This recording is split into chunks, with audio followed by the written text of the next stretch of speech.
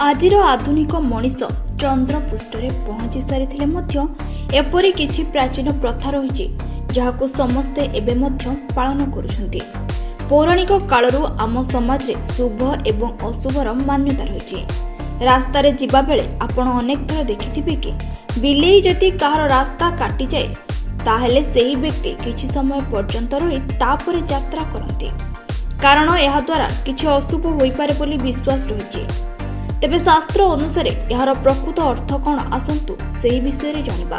हिंदू धर्मशास्त्र रे एवं गीता रे भगवान श्रीकृष्ण बिलेई विषय रे अनेक तथ्य प्रदान करिसंती। बिलेई एक गृहपालित पशु एवं अनेक लोक बिलेई रखिबाकू पसंद करंती। जदि बिलेई आपण जाउथबा समय रे रास्तार बाम पार्श्वरू डाहाण पार्श्वकू चली जाई थाए ताहले यह आपणक यात्रा पई बहुत अशुभ बोली मना जाए। किंतु जदि बिलेई आपण जाउथबा समय रे डाहाण पार्श्वरू बाम पार्श्वकू जाई थाए ताहले यह अत्यंत शुभ बोली कुहा जाए। यार मुख्य कारण हेउची शास्त्र रे कुकुर परी बिलेईर मध्य षष्ठ इंद्रिय खूब विकसित बोली मना जाई थाए, जहा फल रे बिलेई भविष्यत रे हेबाकू थिबा घटना विषय रे जानि पारि थांती, जेउथि पई बिलेई मनुष्य को सतर्क करिबा पई संकेत देइथांती। तेणु आज मध्य यार मान्यता रही। एथिपाई जदि बिलेई घर को आसी कांदिबार देखा जाए ताहले निश्चित भावरे कोनोसी बड़ अघटन घटिबार किंबा घरे कोनोसी व्यक्तिक मृत्यु हेबार सूचना देइथाए।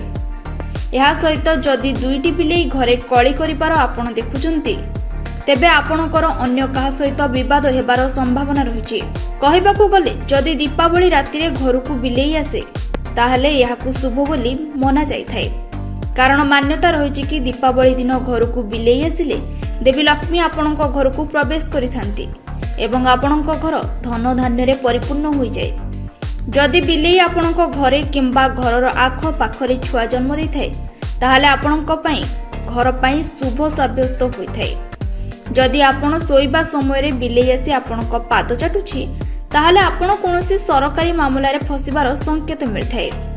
यह सहित आपणक स्वास्थ्य खराब हेबार मध्य संकेत देइथाए। तेणु आपण पूर्वरु सतर्क रुहंतु और यार खराब प्रभाव वंचित हेबा पई घरे सत्यनारायण पूजार आयोजन करंतु। देखिबे घरु सबु नकारात्मक शक्ति दूर होई जिवो।